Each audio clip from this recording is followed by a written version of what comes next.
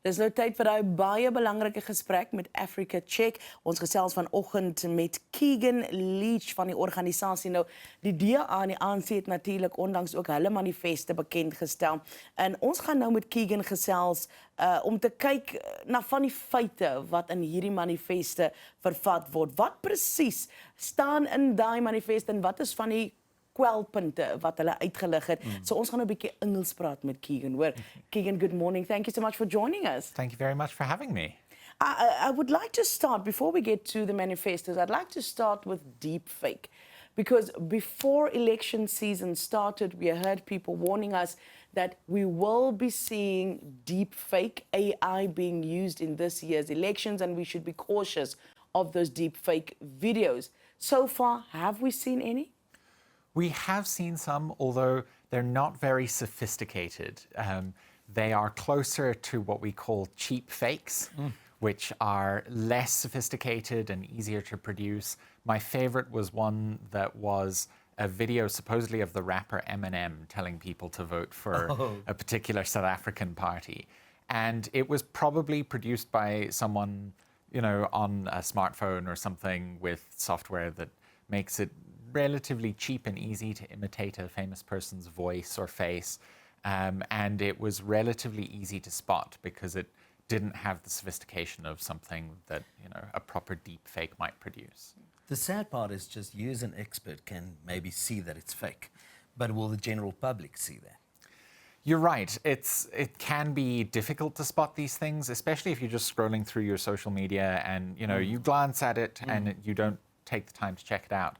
And so what we suggest is that you always pause and check where this is coming from, you know, what's the source of the video, and what are reliable sources saying. You know, if Eminem were actually getting involved in South African politics, there would be more people talking about it than this one TikTok video. What I have noticed is some fake profiles on X, previously known as Twitter. Have you seen any of those? We have, and we often see that sort of thing, as well as on other social media sites. It used to be the case that we could tell people to look for something like a verified checkmark on Twitter. And it's more difficult to verify a profile, but it's still possible. Usually the best way to do it is go to, say, the website of the organization or the person that this account is claiming to be and see what social media accounts that website links. They linked to, I think Helen Ziller was one of those people where there was a fake account. Yes, yes.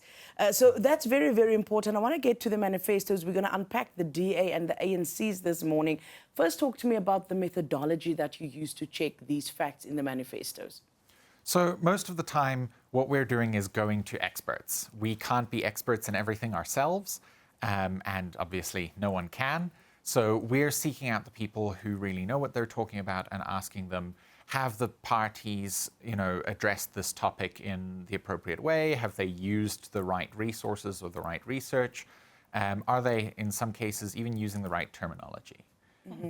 Very, very interesting. And these are things that we don't do for ourselves. Eh? We don't, unfortunately, do it. So glad that we have you. Let's start with the DA's manifesto. Some interesting statements they made in their manifesto. One of the things they said is South Africa has one of the highest unemployment rates in the world. And we keep hearing them using that phrase to kind of get votes. Is that correct? We've said mostly correct, because the best data we have available from the International Labour Organization does put South Africa as the highest unemployment rate in the world. Wow. The caveat there is that the various countries are responsible for collecting and reporting that data themselves. Okay. And they don't always use exactly the same methodologies and things. So it is the best data that we have, but it isn't necessarily perfectly comparable. But you say it's understated with 1/3 of our working age population out of jobs. Yes, that's an interesting claim that they made, that 1/3 of the population is out of jobs, because around 32% of the country is unemployed by the official definition of unemployment. But that doesn't mean that everyone else has a job. Exactly. If, you know, even if we go to the expanded definition of unemployment, that rises to 40%. When we look at something called the absorption rate, which is the proportion of working age people that have a job, that's only around 40%. So although they're not necessarily counted as unemployed, maybe because they're not seeking a job or something like that, that other sort of 60% of people doesn't have official employment. Keegan, so they've been talking about job creation, the DA also placing a lot of emphasis in terms of crime in the country. Very quickly, we have to take a break. Talk to me about the statement that they made saying that between April 2022 and March 2023, 27,272 people were murdered in South Africa. Just quickly, is that correct? That is correct. There were revised official vetted stats that were released by SAPS, and we'd prefer they used those. Those were slightly higher, but that was not a big difference, and that was pretty much correct. Wel, daar is van die stellings wat gemaak is in die DA se manifest wat nie korrek was nie. Ons kyk na die nuus na dit en dan gaan ons ook 'n bietjie in die ANC se manifest inklim. Ons het nou ons gesprek met Keegan Leech van Africa Check voor. Ons kyk na die manifeste van die DA en die ANC. Hulle het sekere stellings gemaak. Hoe waar is dit? Wel, Africa Check het vir jou gaan check om seker te maak of dit feitelik korrek is. Keegan, once again, thank you so much for joining us this morning. We're still on the DA. I was talking about the fact that they also made a lot of statements with regards to crime in the country.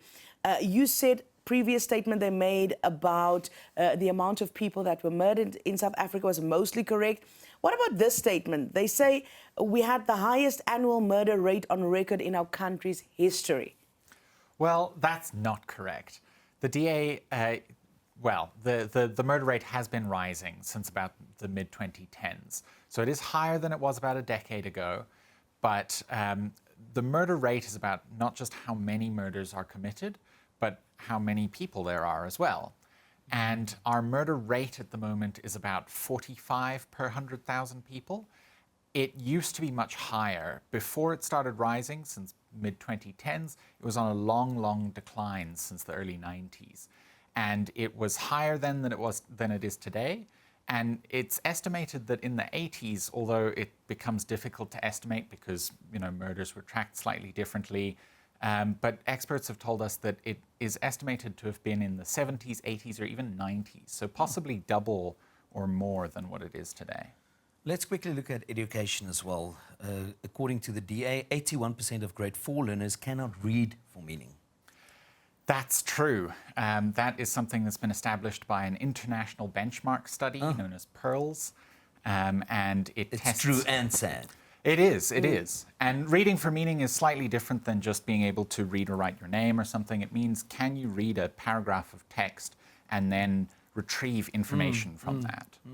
That's very sad. And 60% have no foundational knowledge of mathematics and science. Is that correct, incorrect? That's not correct. And there's a bunch of issues with this. The source here is another international benchmark study, but the DA isn't really quoting it correctly. For one thing, South Africa didn't do that study on grade 4 learners. We used grade 5 learners.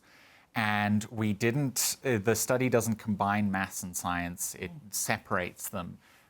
But it found actually slightly higher figures than 60% of grade 5 learners had no foundational knowledge in maths and in science. Very important what you're doing today because people vote based on what is said in these manifestos. So we have to really check whether it's accurate. So far, we've seen two incorrect statements in the DA manifestos. They also, of course, came under scrutiny for what they've been saying verbally, that the Western Cape has created more jobs than any other province in the country. Stats SA also proving that to be wrong. But let's move to the ANC now. Following promises that we find in their manifestos, they say they will implement the national minimum wage. Well, this was a claim that they made in 2019, and because they're the ruling party and they actually won that election, we decided to look back and see whether they kept those promises. That was one that they did keep. They implemented the national minimum wage, and when it was implemented, it was around 20 Rand per hour. It's risen since then, and the ANC has ensured that it's risen and even included categories of worker who weren't included in the original minimum wage, so farmers and domestic workers who now receive the same minimum wage as everyone else. What about what they said about creating an extra 275,000 jobs each year? Well, that one they didn't keep. That would have amounted to around an extra 1.4 million jobs over 5 years. Employment in that time has risen from about 16.3 million to around 16.6, so they definitely didn't keep that promise.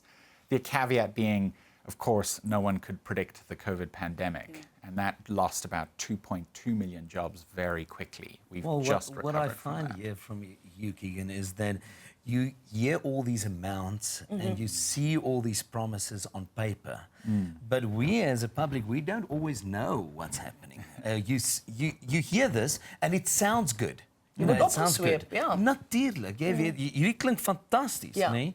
Maar as jy nou regtig gaan navorsing doen soos wat hulle doen, dan besef mense, hier is nie waarheid in alles nie. Increase the levels of investment by 1.2 trillion rand over the next 4 years. That's a promise by the ANC. That was an interesting one, and it's interesting how that changes on paper and in reality. Because on paper, at least, the ANC has received promises for up to 1.5 trillion rand total investment in South Africa over 5 investment conferences. But that doesn't mean that that money has come in. So we've considered this promise in progress, because only around 500 billion rand of that investment has actually flowed into the country so far, and the rest is a promise. It hasn't necessarily been delivered yet. The following one is something that I don't even need to be a fact checker to really say whether this is correct or incorrect. I'm interested to know what you'll say. The ANC said they'll ensure the reduction of crime, especially violence against vulnerable groups. Well, the interesting thing about this is not whether it's been kept, which it hasn't. It's how we go about measuring that. We spoke to experts who said that vulnerable groups, although it could include lots of other groups, usually refers to women and children. And we checked whether murder rates for women and children have gone down. Because while violent crime includes lots of other categories, something like sexual assault often goes underreported. Whereas it's very hard to underreport murder because a dead body is difficult to ignore. And murder rates and numbers, absolute numbers of murders of women and children have increased. Okay, well, I see under the slogan, let's do more together, the party outlined, you say, 6 key priorities. Put South Africa to work, build industries for an inclusive economy, tackle the high cost of living, invest in people, defend democracy, and build a better Africa. Do you think they will be able to keep to these promises or highlights? Well, we'll see. Obviously, they didn't keep many of the promises in their 2019 manifesto, and they've actually repeated some of them again in 2024. But we'll have to see whether they win the election, and then in 5 years' time, maybe we'll be back to see whether they kept any of those promises. If they did. Keegan, in conclusion, between the DA and the ANC's manifesto, which one had the most incorrect statements? We don't really compare them numerically. We don't want to say, let a party get away with making no claims at all that we can rate correct or incorrect. And so we've just tried to give an impression of, whether they have been accurately checking their facts and whether they have been serious about getting right the things that they really care about. Well, thank you so much for coming to remind us this morning that we too have to check our facts. Absolutely. And we can also keep in mind that we can go to your website and get more information, right? Absolutely, africacheck.org. But you can also find us on Twitter, on WhatsApp, on Facebook. Basically, wherever you are, you can send your claims to us and we'll check them for you. Dis nou wonderlik, nee. Hulle sal dit sommer vir jou doen. Weereens baie dankie. Dis Keegan Leech van Africa Check. Ons het gegaan deur van die beloftes in die DA en die ANC se manifeste vanoggend.